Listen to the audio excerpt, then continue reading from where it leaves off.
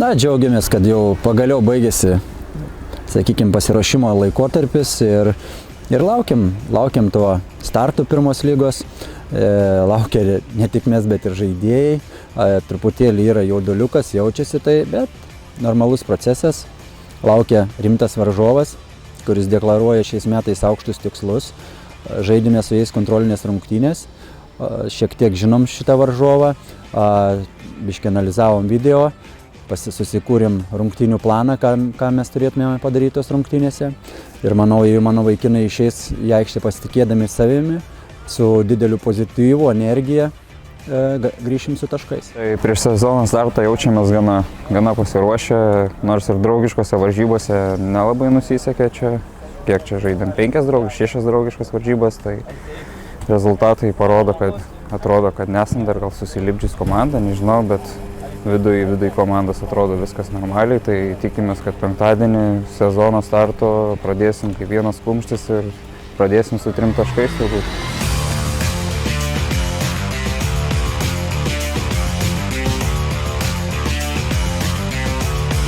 Labas vakaras Klaipėda, labas vakaras Mažeikiai, labas vakaras visa Lietuva. Šį penktadienio vakarą kovo 8 mes sveikinamės su jumis iš Uostamiesčio. Nusileido Gargždų Bangos B komandai, kuri rezultatu 0-2 pralaimi svečiams iš Kauno Žalgirio B futbolininkams. Tuo tarpu čia pirmas pavojingas svečių išpuolis, štai toks bandymas ir bent jau kol kas klaipėdiečiams pavyko sugeba surasti laisvus savo komandos draugus svečiai. Čia Braisas Gaupy kairiajame atakos krašte.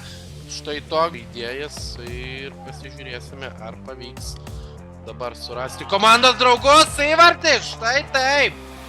Tik paminėjau, kad smagią kojelę turi Aleksandr Dovki ir jo rezultatyvus perdavimas. Ir klaipėdiečiai 23 rungtynių minutę įveržė į priekį, o to tarp.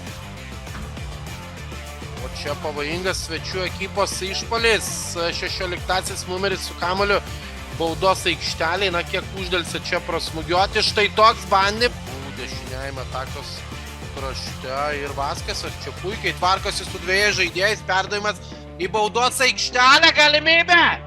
Ir Dovydas Komža, Janas Vaskesas, komandos draugui reikėjo tiesiog jokios abejonės, visi aplodismentai Dovydui Komžai. O tuo tarpu čia perdavimas į baudos aikštelę, tęsiasi svečių išpuolis, štai toks smūgis. Dar vienas Braiso Gaupy bandymas, perdavimas į baudos aikštelę ir 11-asis, kad bent jau kol kas būtent jie ir išlaiko kamuolio kontrolę. Čia gali būti pavojinga, perdavimas į baudos aikštelės vidurį, smūgis ir Dovydas Komža, Sebastian Vaskes. Na tikrai neblogas epizodas svečių ekipos, būt po šio kampinio supažindinsiu jūs su abiejų ekipų sudėtimis. Perdavimas į baudos aikštelę, pavojinga lygoje ir kuomet keliai su Telšiškiais išsiskyrė, būtent pasuko į Mažeikius, kur pernai metų sezone. Čia pavojingas epizodas. Taip, pavojingas svečių ekipos išpuolis, dar kartą matome šio epizodo pakartojimą ir ten bei 55-asis Nazar Vizdryk. Tuo tarpu čia perdavimas į baudos aikštelę, smūgis ir kamuolys skrieja virš vartų. Turėjo puikią galimybę padvigubinti rezultatą šios dienos susitikime, tačiau dar kartą Mantas Rusys kairiajame atakos krašte, Braisas Gaupy baudos aikštelėje. Perdavimas įvartį, štai taip. Braisas Gaupy dvigubina rezultatą. Na, iš pradžių pasirodė, kad Braisas Gaupy bandė ten atlikti perdavimą, tačiau vis dėl smūgis. Na, puikiai klaipėdiečio ataka, dar kartą matome šio epizodo pakartojimą. Tai Braisas Gaupy viską čia atliko idealiai ir klaipėdiečiai atsisakė minties pakeisti vieną savo ekipos žaidėjų. Paprašė tai padaryti po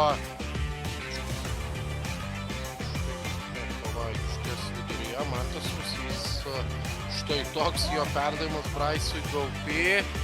Baudos aikštelė, Braisas smūgis ir Liutauras Juška. Garso tame epizode buvo daugiau negu kontakto. Ir štai tokia galimybė ir 9 numeris. Tarp dviejų žaidėjų perduoti kamuolį savo komandos draugui. Braisas Gaupy baudos aikštelėje. Dar vienas smūgis ir Liutauras Juška.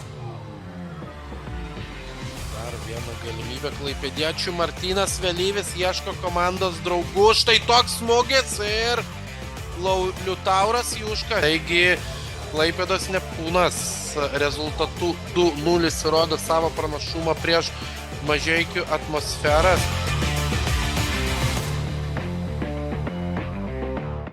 Jeigu žiūrėti apie rungtynės, pirmas kėlinys, manau, kad buvom pakankamai gerai pasiruošę, organizuoti, susikūrėme, manau, pakankamai momentų, kur galėjom pelnyti įvartį tiek baudų metu, tiek kampinių metu.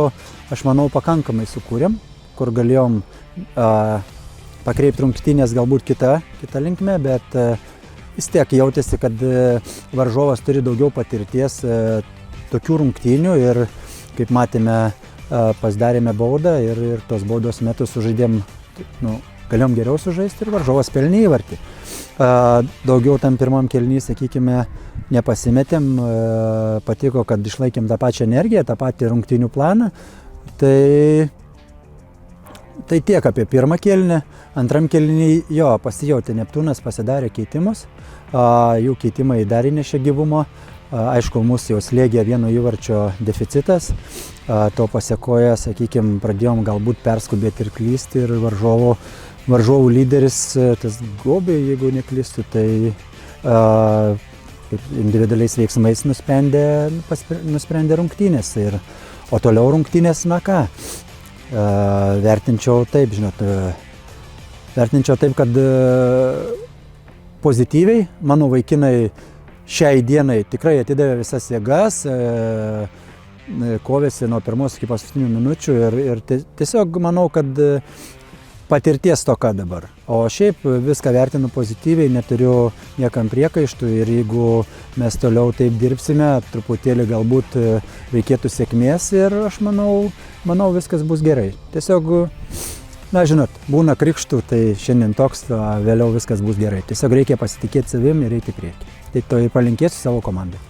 Bet jei rezultatą 0-0 vis tiek žaidėt šiek tiek gyviau, atakavo daugiau, praleidot įvartį, vis tiek galbūt kažkaip psichologija lemia tą priimti. Mes, turėjom kontrolinių rungtynių ciklą ir aš norėjau kai kurios rungtynės, kad, sakykime, ne to, kad norėjau, bet išbandėm tą, kada praleidžiam įvartį ir reakciją į praleistą įvartį, tai šiandieną mane tenkino, nes nebuvo tokia prasta reakcija, mes išlaikėm tą momentą, išlaikėm savo žaidimo braižą. Galbūt norėjau kai kurios komponentos daugiau kokybės ir viskas būtų pasisprendę kitą linkmę, bet tiesiog šiai dienai turime, ką turime ir turime dirbti toliau.